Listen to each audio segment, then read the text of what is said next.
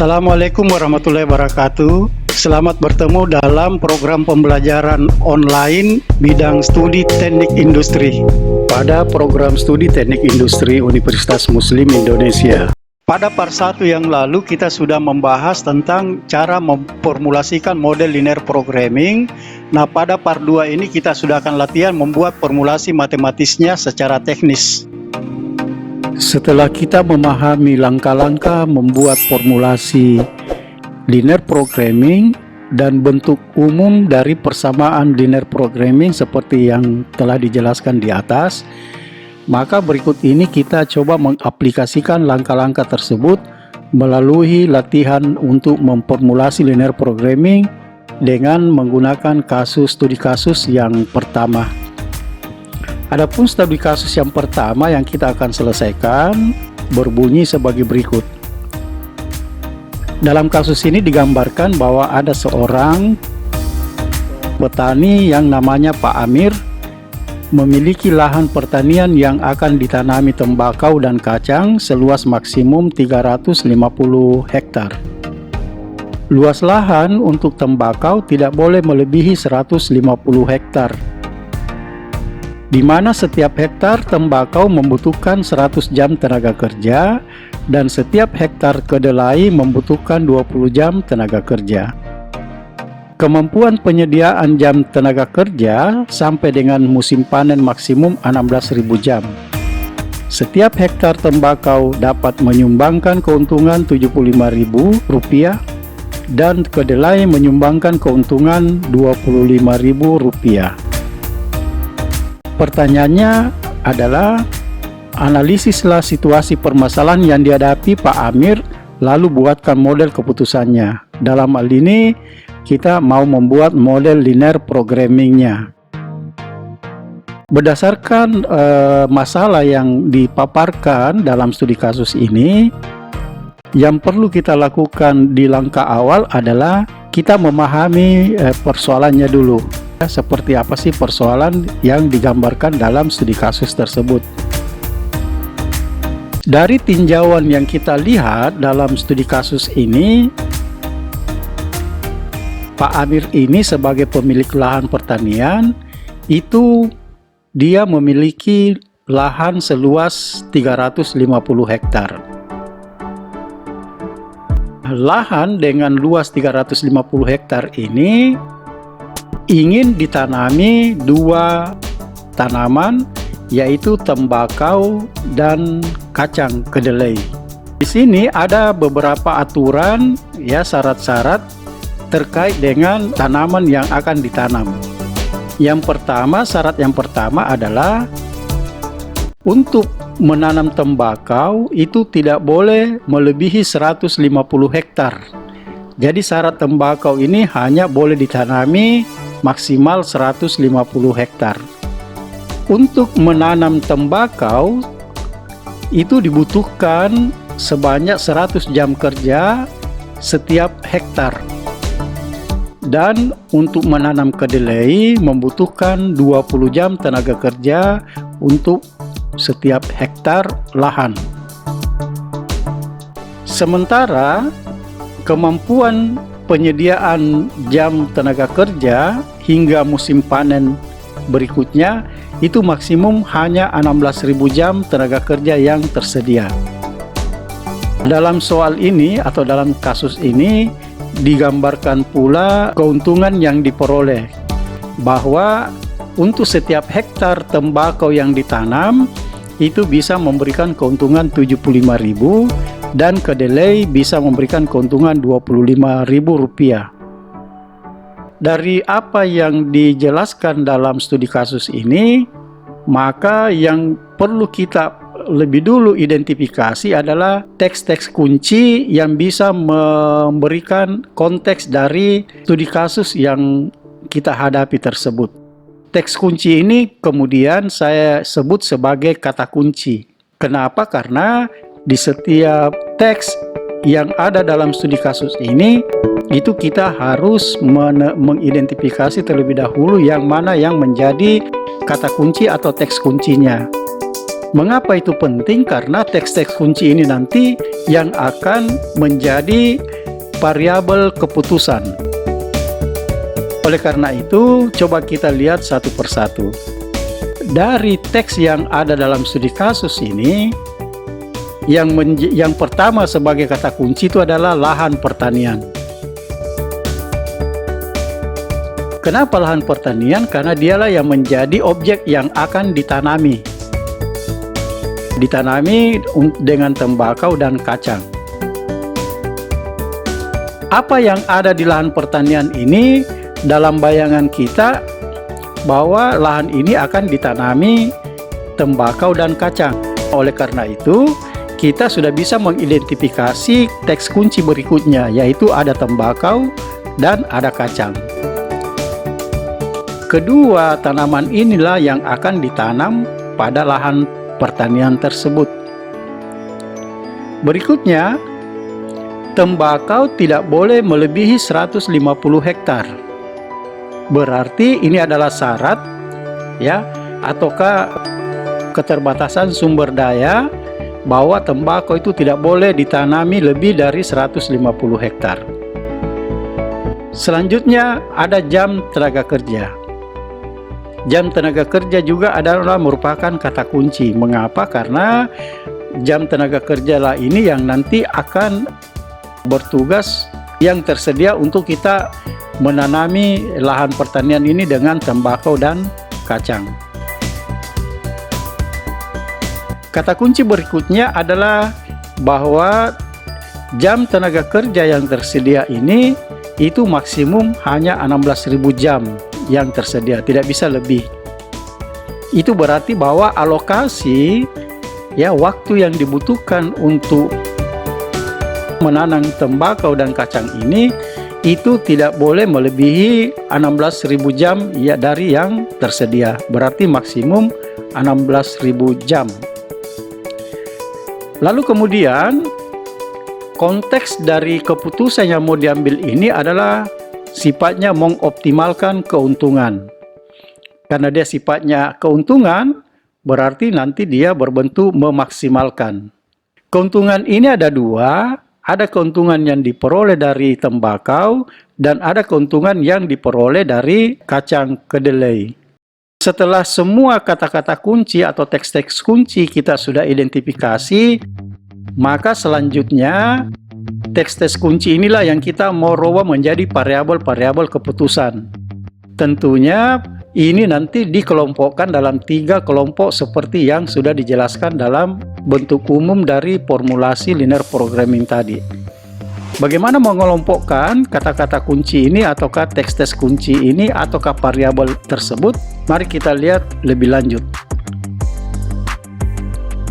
Untuk menyelesaikannya, langkah pertama identifikasi tujuan pokok masalah yang dihadapi, kemudian tentukan keputusan yang akan diambil dan faktor apa yang menjadi kendala. Setelah itu baru kita ke langkah yang kedua, yakni menetapkan atau mendefinisikan variabel keputusan yang akan memaksimalkan atau meminimalkan fungsi tujuan. Nah, untuk menerapkan langkah pertama ini, maka berdasarkan teks-teks kunci yang kita sudah tandai tadi, pertama ada lahan pertanian, di mana lahan pertanian ini ditanami kacang dan tembakau. Seperti yang kita lihat dalam gambar ini menunjukkan kacang dan tembakau ini akan ditanam di lahan pertanian tersebut. Untuk menanam kacang dan tembakau di lahan pertanian ini, itu tersedia lahan. Ada luas lahan yang tersedia. Sementara ada juga luas lahan yang tersedia untuk tembakau. Lalu ada jam tenaga kerja untuk digunakan menanam tembakau tersebut. Dengan demikian, maka berarti kacang dan tembakau adalah variabel keputusan. Kenapa? Karena kacang dan tembakau ini nanti yang akan memaksimalkan atau meminimalkan fungsi tujuan. Setelah itu, luas lahan yang tersedia, luas lahan tembakau, dan jam tenaga kerja yang tersedia kita sebut sebagai keterbatasan sumber daya. Kenapa? Karena ketiga sumber daya yang kita libatkan dalam model ini itu memiliki keterbatasan sesuai dengan data-data yang ada pada studi kasus tadi. Selanjutnya, inilah ketiga keterbatasan sumber daya ini yang kita sebut sebagai fungsi kendala. Kemudian, berdasarkan konteks dari masalah yang kita mau selesaikan ini, itu definisi variabel keputusannya itu kita mau optimalkan dalam bentuk memaksimalkan. Kenapa memaksimalkan? Karena dia orientasinya adalah keuntungan, ya. Nah, maka kita sebutkan di sini variabel keputusannya adalah merupakan keuntungan. Berdasarkan hasil pendefinisian, ya, setelah kita definisikan keputusan, variabel-variabel keputusan yang ada di gambar ini, maka kemudian kita transformasikan ke dalam persamaan linear programmingnya, ya. Bagaimana caranya? Mari kita lihat langkah-langkah berikut ini. Tadi kita sudah dapatkan bahwa fungsi tujuannya itu dengan notasi set adalah keuntungan. Karena dia keuntungan, berarti kita mau maksimumkan.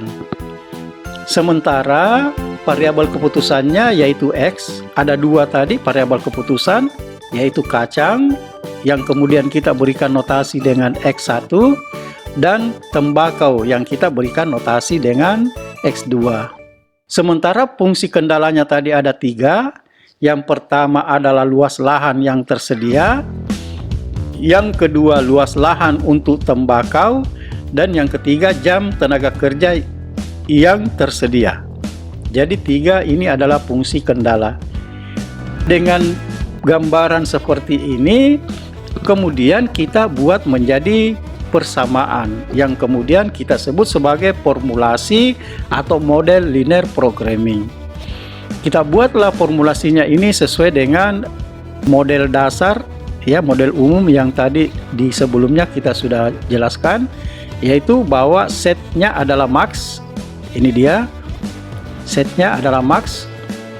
Kemudian variabel keputusannya ada X1 dan X2. Berarti di sini X1 itu tadi keuntungan untuk kacang tadi adalah 75.000. Kemudian X2-nya adalah keuntungan untuk tembakau menurut data tadi adalah 25.000 per hektar. Sehingga kita dapatkan formulasi untuk fungsi tujuannya adalah set max sama dengan 75.000 X1 ditambah 25.000 X2. Selanjutnya, setelah kita sudah menemukan persamaan dari fungsi tujuan, maka kita kemudian menyusun fungsi persamaan dari fungsi kendala. Bagaimana fungsi kendalanya? Kita lihat dulu fungsi kendala yang pertama. Fungsi kendala yang pertama adalah luas lahan yang tersedia. Tadi menurut data, luas lahan yang tersedia ini adalah 500 hektar. 500 hektar ini mau ditanami apa? Tadi ada dua yang mau ditanami, yaitu kacang, yakni X1, ini dia. Kemudian juga ditanami tembakau dengan notasi X2. Jadi berarti luas lahan yang tersedia 500.000 ini ditanami kacang, ya, dengan notasi X1 ditambah dengan tembakau dengan notasi X2. Nah, tentunya ini dilihat dari konteks permasalahannya, maka tandanya di sini tentu adalah lebih kecil atau sama dengan. Kenapa harus lebih kecil atau sama dengan? Karena kita tidak mungkin menanam kacang atau tembakau melebihi dari luas lahan yang tersedia. Jadi maksimal X1 dan X2 ditanam ini itu maksimal hanya 500. Boleh kurang dari 500. Oleh karena itu berarti di sini kita berikan notasi dengan lebih kecil atau sama dengan, ya. Kalau dia sama dengan berarti dia 500. Kalau dia lebih kecil berarti bisa kurang dari 500. Itu adalah fungsi kendala yang pertama, yakni luas lahan yang tersedia. Berikutnya, adalah fungsi kendala yang kedua, yakni luas lahan untuk tembakau. Nah, ini luas lahan untuk tembakau. Tadi menurut data dalam studi kasus bahwa untuk menanam tembakau itu maksimal hanya diperbolehkan sebanyak 150 hektar tembakau. Nah, oleh karena itu berarti dengan sendirinya fungsi kendala ini itu variabel keputusannya adalah X2.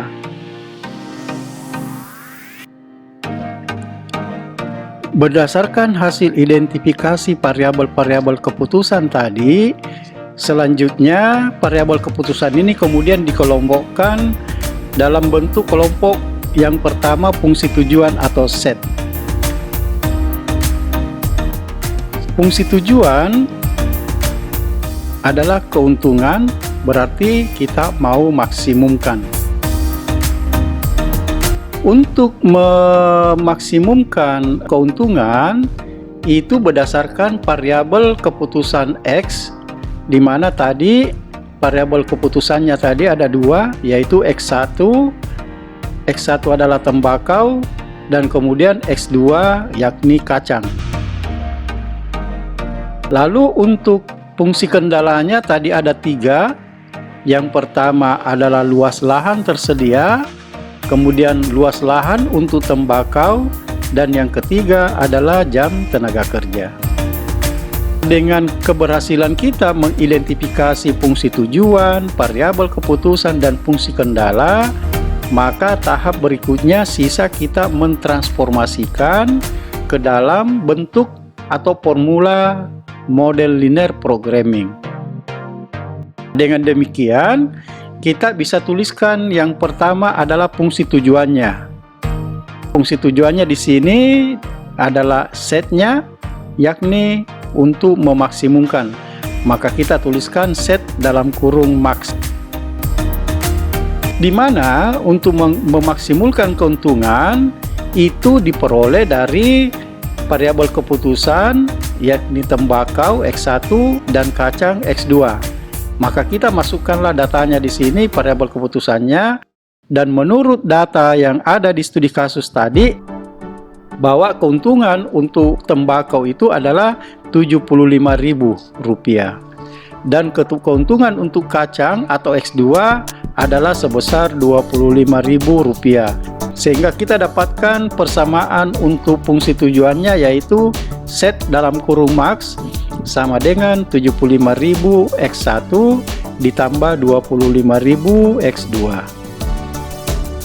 Selanjutnya kita membuat persamaan untuk fungsi kendalanya. Di sini ada tiga fungsi kendala. Kita mulai dulu dengan fungsi kendala yang pertama, yakni luas lahan yang tersedia. Berdasarkan data yang ada di studi kasus tadi, luas lahan yang tersedia itu totalnya 500 hektar.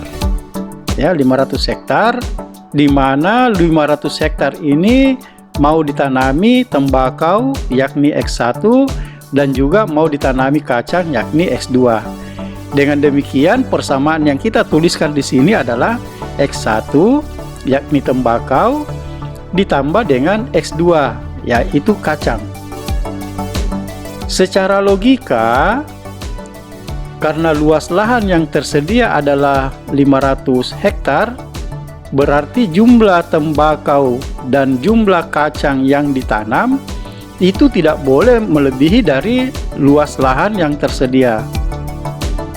Berarti harus maksimal dia 500 hektar untuk menanam tembakau dan kacang. Atau bisa kurang dari itu. Oleh sebab itu maka kita berikan tanda ketidaksamaan di sini dalam bentuk lebih kecil atau sama dengan. Maksudnya berarti jumlah kacang dan tembakau yang ditanam itu maksimal hanya sama dengan 500 hektar sesuai dengan yang tersedia. Atau boleh kurang, ya, boleh kurang dari 500. Maka tandanya adalah lebih kecil sama dengan. Itu untuk fungsi kendala yang pertama. Selanjutnya, fungsi kendala yang kedua adalah luas lahan tembakau. Menurut data tadi bahwa tembakau yang ditanam itu maksimal hanya boleh 150 hektar yang boleh ditanami tembakau. Oleh karena itu, berarti yang ditanami 150 ini adalah tembakau, notasinya adalah X1. Sehingga kita tuliskan di sini adalah X1, dan X1 yang ditanam atau tembakau yang ditanam itu tidak boleh melebihi dari 150 hektar. Boleh kurang atau maksimal sama dengan 150. Dengan demikian, tandanya di sini juga adalah lebih kecil atau sama dengan. Nah, ini menunjukkan bahwa X1 yang ditanam itu maksimal hanya boleh 150 hektar atau boleh kurang, ya, kurang dari 150 hektar. Selanjutnya, fungsi kendala yang ketiga adalah jam tenaga kerja. Jam tenaga kerja menurut data tadi yang tersedia jam tenaga kerja itu maksimal hanya 16.000 jam. Di mana menurut data tadi bahwa 100 jam kerja itu dipakai untuk menanam tembakau atau X1. Maka kita tuliskan di sini adalah 100 X1. Jadi 100 ini adalah jam tenaga kerja yang diperlukan untuk menanam tembakau, dan untuk menanam kacang atau X2 membutuhkan waktu 20 jam untuk menanam kacang, yakni X2. Berarti jam kerja yang bisa digunakan untuk menanam tembakau dan kacang itu maksimal 16.000 jam tenaga kerja atau boleh kurang dari itu. Oleh sebab itu maka tandanya di sini juga adalah lebih kecil atau sama dengan. Ketiga fungsi kendala ini kita sudah masukkan ke dalam constraint, ya, ada 3. Tapi jangan dilupakan ada yang namanya fungsi kendala non negatif. Apa yang dimaksud fungsi kendala non negatif? Bahwa variabel keputusan X1 dan X2 ini ataukah jumlah kacang dan tembakau yang bisa ditanam itu tidak bisa minus, paling tidak dia sama dengan 0. Dengan demikian berarti kita berikan fungsi kendala berikutnya yang kita sebut sebagai non negatif. Apa di sini yang kita tuliskan? Bahwa X1 dan X2 itu tidak boleh kurang dari 0. Harus lebih besar atau sama dengan 0. Tidak boleh minus. Begitu juga dengan X2, ya. X2 juga lebih besar atau sama dengan 0. Maknanya bahwa tembakau dan kacang ini tidak bisa minus, karena kita tidak mungkin menanam tembakau dan kacang yang negatif minus. Paling tidak 0, artinya tidak ada tembakau yang ditanam atau tidak ada kacang yang ditanam. Dengan demikian maka terbentuklah formulasi atau model linear programming secara lengkap berdasarkan studi kasus yang pertama. Untuk bisa lebih jelas tentang proses membuat formulasi atau model linear programming ini, maka kita coba lanjut ke studi kasus yang kedua. Di sini kita akan latihan berdasarkan studi kasus yang kedua. Apa isi dan definisi dari masalah studi kasus yang kedua ini? Coba kita lihat penjelasannya. Dalam studi kasus ini ada seorang investor mempunyai dana 70.000 US dollar untuk dibagi dalam beberapa bentuk investasi. Jadi 70.000 dolar ini itu ketika diinvestasikan dibagi dalam beberapa bentuk investasi. Adapun pilihan investasi adalah yang pertama obligasi pemerintah. Untuk obligasi pemerintah ini memiliki tingkat pengembalian 8,5%.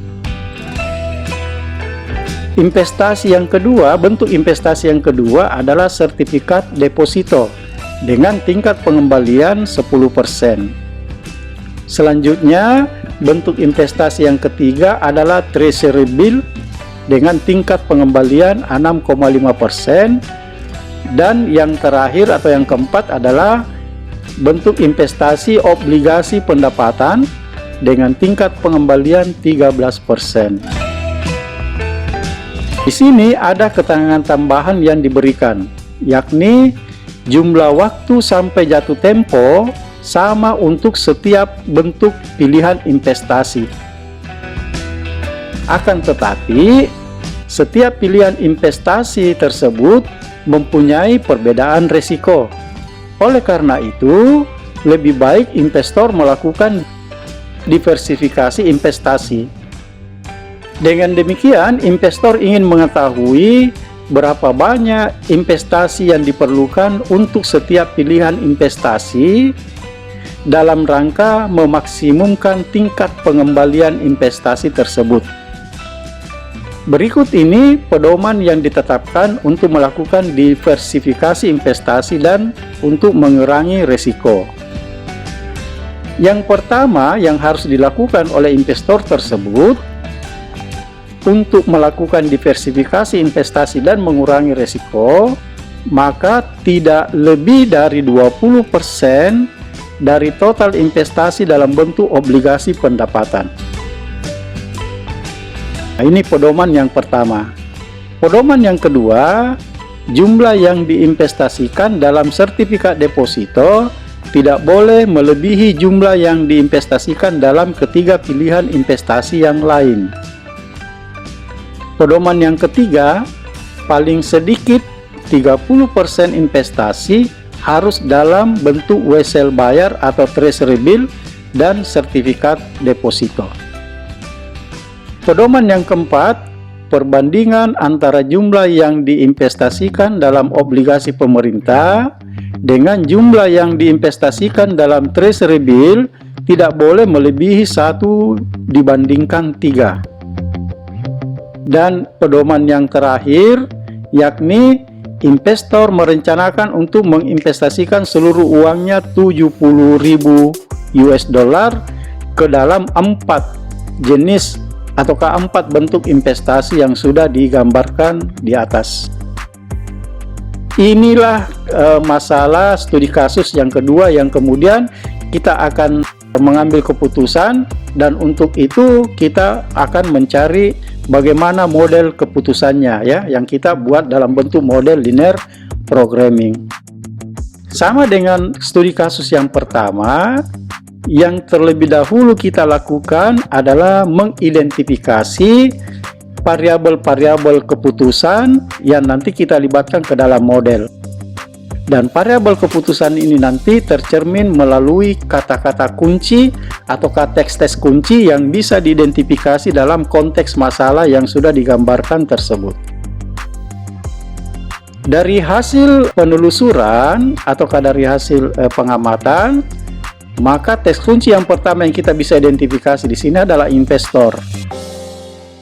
Kenapa investor? Karena investor inilah yang akan menginvestasikan dananya sebesar 70.000 US dollar ini ke dalam beberapa bentuk investasi. Apa bentuk-bentuk investasi itu? Ada obligasi pemerintah. Dengan demikian berarti obligasi pemerintah ini adalah kata kunci ya, atau teks kunci yang kedua. Terus teks kunci berikutnya apa yang akan menjadi model atau variabel dalam model kita nanti? Di sini ada sertifikat deposito. Selanjutnya teks kuncinya lagi ada treasury bill. Dan kemudian berikutnya ada obligasi pendapatan. Ini sudah ada 6 kata kunci atau teks kunci yang menjadi variabel keputusan di dalam model kita. Berikutnya, di sini ada beberapa pedoman yang menjadi aturan yang kita pedomani untuk melakukan investasi supaya nanti bisa mengurangi resiko dari investasi kita. Di sini dikatakan tidak lebih dari 20% dari total investasi dalam bentuk obligasi pendapatan. Maka berarti tidak lebih dari 20% ini adalah teks kunci. Lalu kemudian jumlah yang diinvestasikan dalam sertifikat deposito tidak boleh melebihi jumlah yang diinvestasikan dalam ketiga pilihan investasi yang lain. Jadi berarti di sini tidak boleh melebihi juga adalah kata kunci atau teks kunci. Lalu kemudian Jumlah yang diinvestasikan dalam ketiga pilihan yang lain, ini juga adalah kata kunci. Berikutnya, paling sedikit 30% investasi harus dalam bentuk wesel bayar atau treasury bill dan sertifikat deposito.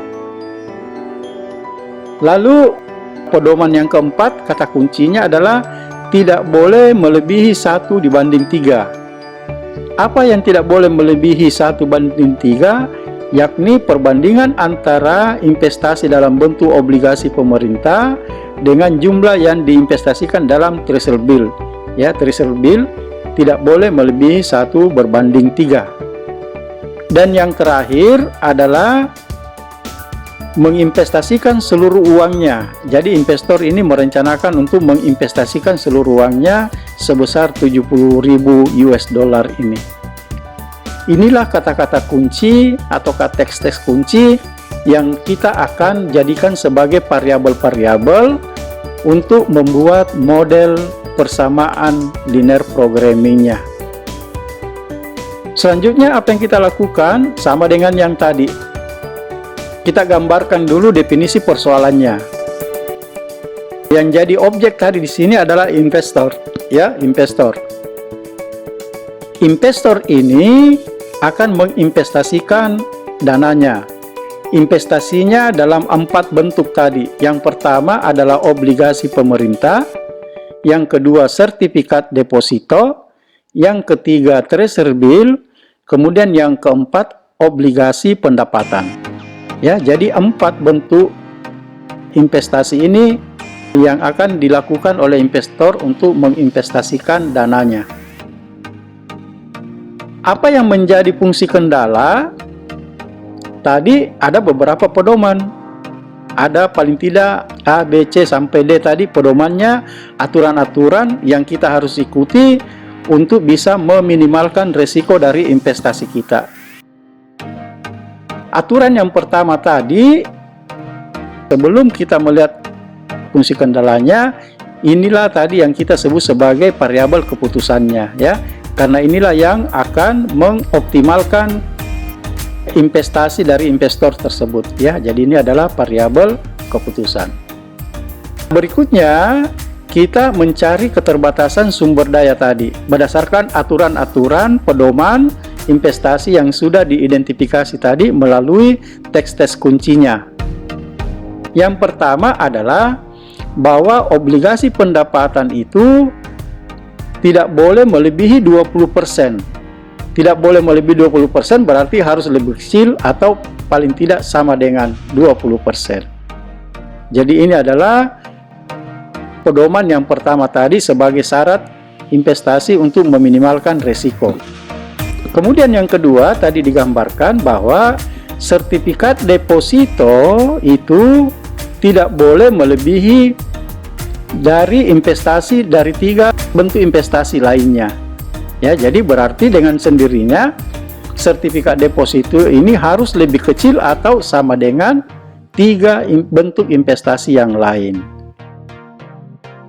Kemudian berikutnya aturan tadi, pedoman tadi bahwa treasury bill dan sertifikat deposito itu harus paling sedikit 30%.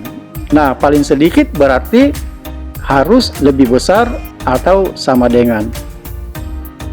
Berikutnya adalah obligasi pemerintah. Perbandingan obligasi pemerintah dengan treasury bill itu tidak boleh melebihi 1:3. Jadi berarti obligasi pemerintah dengan treasury bill itu adalah lebih kecil sama dengan 1/3 perbandingannya, ya. Nah, yang terakhir menurut pedoman untuk meminimalkan risiko tadi bahwa investasi seluruh dana itu sebesar total 70.000 sesuai dengan besaran dana yang dimiliki oleh investor. Maka inilah yang kita sebut sebagai keterbatasan sumber daya. Dengan sendirinya berarti inilah yang kita sebut sebagai fungsi kendala. Setelah sudah jelas variabel keputusannya, kemudian fungsi kendalanya juga sudah jelas, maka sisa kita membuat model linear programmingnya, ya, persamaan linear programmingnya.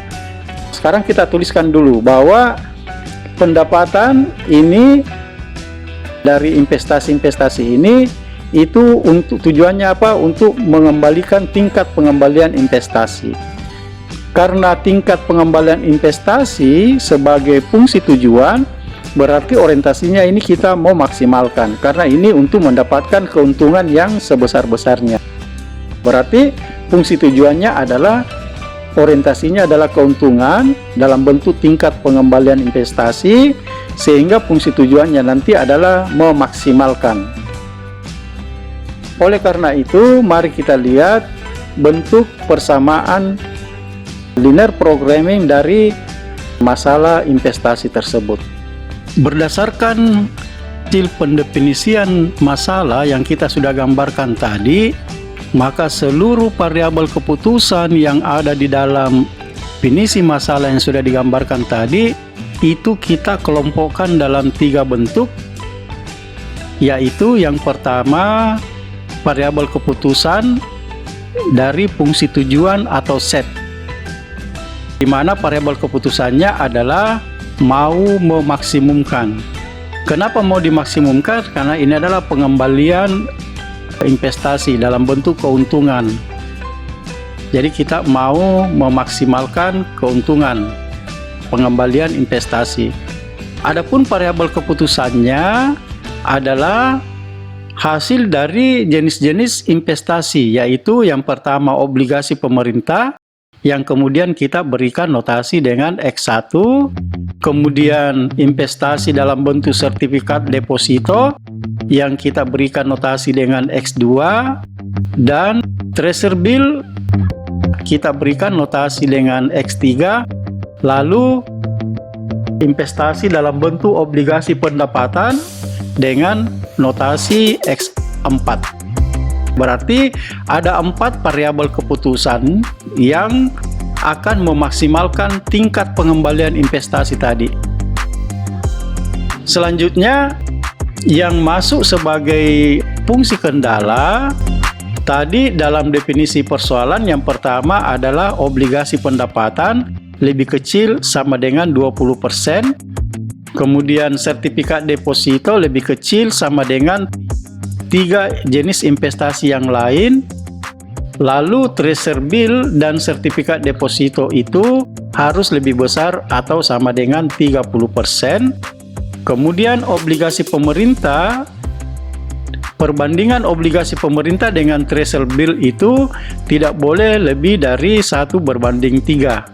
Dan total dari seluruh investasi yang diinvestasikan ke dalam 4 kelompok investasi tadi, totalnya adalah $70.000.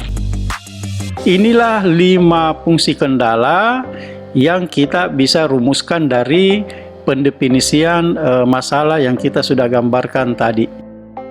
Dengan demikian, maka keseluruhan variabel-variabel ini kita sisa mentransformasikan ke dalam bentuk persamaan linear programming. Caranya bagaimana? Sesuai dengan yang kita sudah bahas sebelumnya, maka yang pertama kita tuliskan dulu adalah fungsi tujuannya, yaitu fungsi tujuannya di sini adalah set maksimum, ya. Jadi sehingga kita tuliskan set dalam kurung max. Lalu yang memaksimalkan keuntungan di sini adalah variabel keputusan. Variabel keputusannya ada 4, X1 sampai X4. Yang kita masukkan dulu adalah X1 dulu, yakni obligasi pemerintah. Dan menurut data tadi bahwa tingkat pengembalian investasi dalam bentuk obligasi pemerintah itu adalah 8,5% tingkat pengembaliannya. Sehingga kita tuliskan 8,5% X1, yaitu 8,5% tingkat pengembalian dari obligasi pemerintah. Dengan cara yang sama, kita kemudian tuliskan juga variabel keputusan yang kedua, yakni sertifikat deposito ataukah X2, di mana tingkat pengembalian sertifikat deposito tadi itu menurut data adalah 10%, sehingga kita tuliskan 10% X2. Dengan cara yang sama berarti untuk X3 menurut data adalah 6,5%, maka kita tuliskan 6,5% X3. Begitu pula untuk X4 ya, data tingkat pengembaliannya adalah 13%, berarti 13% X4. Terbentuklah fungsi tujuan dari model persamaan linear programmingnya. Selanjutnya kita membuat persamaan untuk fungsi kendalanya. Dalam hal ini ada 5 bentuk jenis fungsi kendala. Yang pertama obligasi pendapatan dulu. Yang pertama adalah obligasi pendapatan. Untuk obligasi pendapatan itu menurut data di sini, obligasi pendapatan itu adalah X4. Dengan demikian berarti kalau dinyatakan di sini obligasi pendapatan lebih kecil sama dengan 20%, berarti di sini X4 itu lebih kecil sama dengan 20%. Ini adalah obligasi pendapatan. Berikutnya, untuk fungsi kendala yang kedua, yakni sertifikat deposito lebih kecil dari 3 jenis investasi yang lain. Sertifikat deposito adalah X2 notasinya. Berarti kita tuliskan pada fungsi kendala yang kedua di sini adalah X2. Dan X2 ini adalah lebih kecil dari 3 investasi lainnya. Apa 3 investasi lainnya di sini? Berarti adalah X1, X3, dan X4. Ataukah obligasi pemerintah, treasury bill, dan obligasi pendapatan. Ini ketiga bentuk investasi ini totalnya itu adalah 90%. Jadi 3 bentuk investasi lainnya itu totalnya adalah 90%. Lalu fungsi kendala yang ketiga, treasury bill dan sertifikat deposito itu harus lebih besar sama dengan 30%. Treasury bill adalah X3. Sertifikat deposito adalah X2.